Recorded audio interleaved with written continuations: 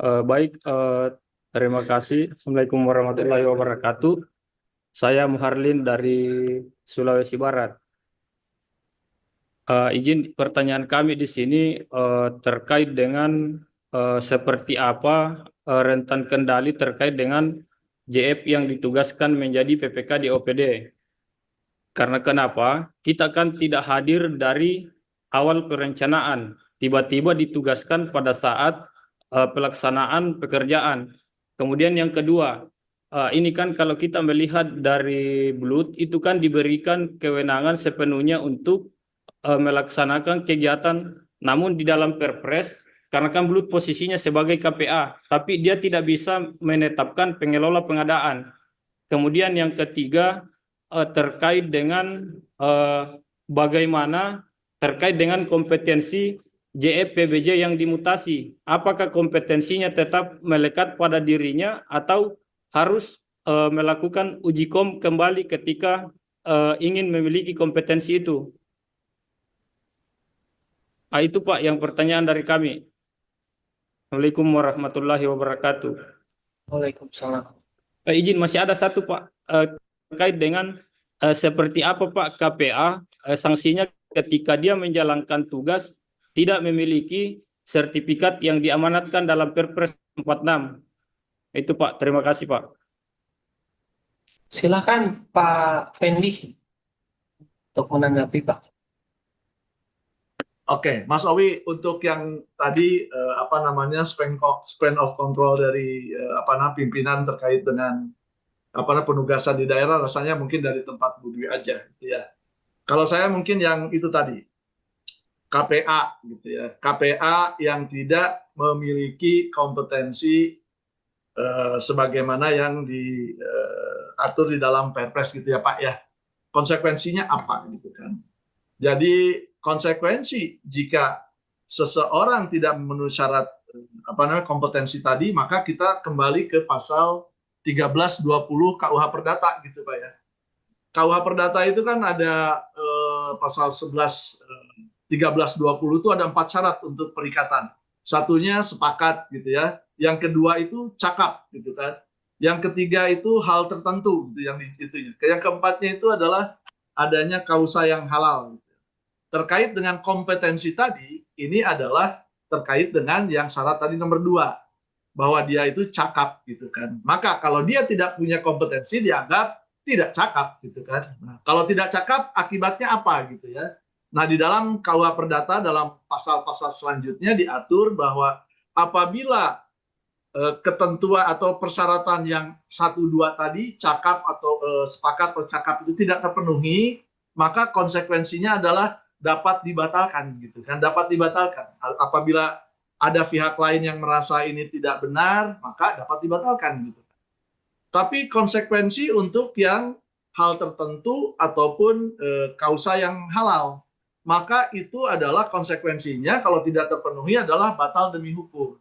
Jadi seperti itu, sama saja gitu, karena kita kontrak ini mendasarkan kepada KUH Perdata. Jadi itu Pak Muharlin. Selanjutnya yang tadi saya rasa bukan di saya lebih pasnya di tempat Pak Hardi ataupun Bu Dwi. Silakan. Silakan Pak Hardi terkait uji kom Pak. Uji kom sudah dilakukan mutasi, apakah masih berlaku atau harus uji kom ulang Pak? Mohon arahan Bapak. Ya, terima kasih Pak Muharlin ya dari Sulbar. Saya biarlah buka slide terus ya.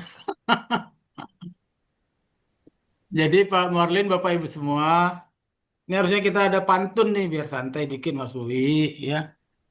Jadi pertama harus diingat ya bahwa kompetensi itu melekat di personilnya, di orangnya ya.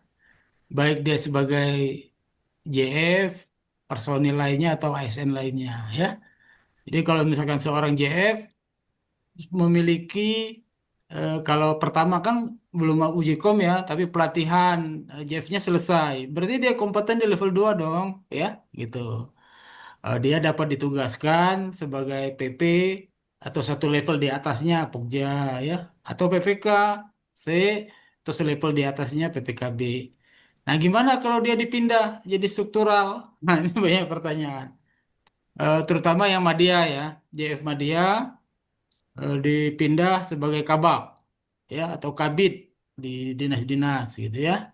Eh, Maka dalam hal yang bersangkutan ini ya Pak Suharlin lihat, Bapak Ibu lihat yang diconteng-conteng tuh. Kalau yang bersangkutan punya sertifikat kompetensi Madya, nah berarti kan dia kompeten untuk seluruh JK ya. Dia mau dipindah eh, menjadi struktural atau JF lain, kompetensinya itu kan tetap melekat, ya. Nah, dapat ditugaskan sebagai PPK lah khususnya ya.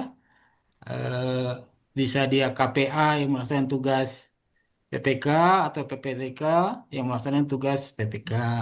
Jadi dalam hal ada sertifikasi jenjang fungsionalnya ya sesuai jabatannya pindah ke struktural, maka dia dapat ditugaskan ya sebagai pelaku PPJ sesuai tipologinya tadi. Nah, ya.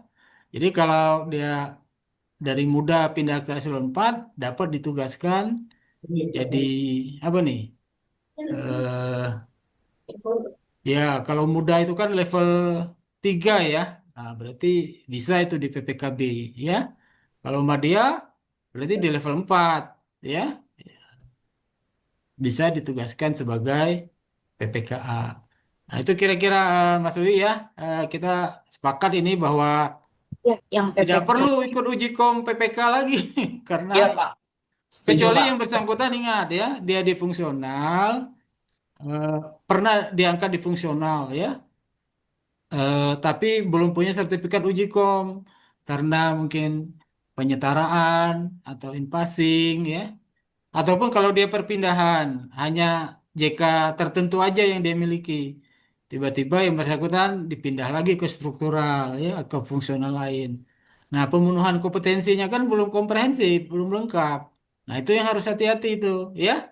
Dilihat lagi dia JK yang dia punya dulu apa nih waktu dia jadi pejabat fungsional ya. Eh, Maka kalau masih kurang sebaiknya ikut ya pelatihan JK tertentu atau JIKUM JK tertentu. Mungkin itu Pak Marlin ya untuk jawaban sertifikasi kompetensi JF yang dipindah ke struktural atau jabatan lain. Nah, kalau blood ya, ini memang perlu pembahasan juga ini terserah Mas Owi atau Mbak Desi yang akan menjawab. Cuma kalau dari kami ya, kami sebenarnya membuka ruang ya untuk blood ini ya, untuk ikut uji kom PPK atau PP gitu ya. Karena blood ini kan dikecualikan ya. Cuma tergantung Direktorat Pengembangan Profesi nih. Iya, Pak. Boleh nggak nih pegawai-pegawai BLUT ya atau PTMBH untuk ikut uji kom PP atau Pokja. Selain personil lainnya ya dari TNI Polri atau Japung PBJ ya yang kompetensinya belum lengkap gitu ya, yang belum ikut uji kom atau pelatihan ya pertama. Demikian Mas Wi, terima kasih. Ya, terima kasih Pak Adil. Iya, betul Pak. Mungkin menambahkan Pak Muharlin. Jadi memang kalau di belut ini ada kita sudah mengecualikan belut ya Bapak dan Ibu sekalian, tetapi memang isunya apakah BLUD-nya tunduk terhadap Perpres atau tidak. Jadi memang dibuktikan dengan aturan pimpinan BLUD-nya Pak. Jadi tergantung itu Pak, apakah memang dia akan kembali ke Perpres ataukah dia memiliki aturan yang di luar Perpres Pak, seperti itu. Oke, Sedikit, Mas. silakan Ya. Mbak Desi mungkin mau menambahkan. Sedikit mungkin Pak Suharlin yang tadi kewajiban memiliki sertifikat ya tadi sudah disampaikan Pak Fendi bahwa ketika dia melaksanakan tugas sebagai PPK maka KPA wajib memiliki pengetahuan. Nah, tadi kenapa seperti itu? Karena kan memang KPA ini nantinya karena melaksanakan tugas PPK dia akan terjun langsung. Maka paling tidak dia harus mengetahui terkait ruang lingkup pekerjaannya, teknis pekerjaannya, pengendalian kontraknya dan sebagainya gitu ya. Nah, itu makanya harus memiliki. Tetapi tadi pertanyaannya ketika bagaimana kalau tidak memiliki sertifikat? Nah, memang Pak, kalau di dalam SE Kepala nomor 1 2025 itu kewajiban memiliki pengetahuan itu dikecualikan bagi KPA yang merangkap sebagai PPK sebelum diundangkannya Perpres 46. Jadi ketika misalnya KPA-nya merangkap sebagai PPK tapi sebelum Perpres 46 ini terbit, maka itu dikecualikan ketentuan itu. Tapi setelah adanya Perpres, maka memang harus wajib seperti itu. Karena tadi resiko hukumnya pasti akan banyak seperti itu, Pak. Jadi, mungkin itu sih tambahannya. Oke, terima kasih.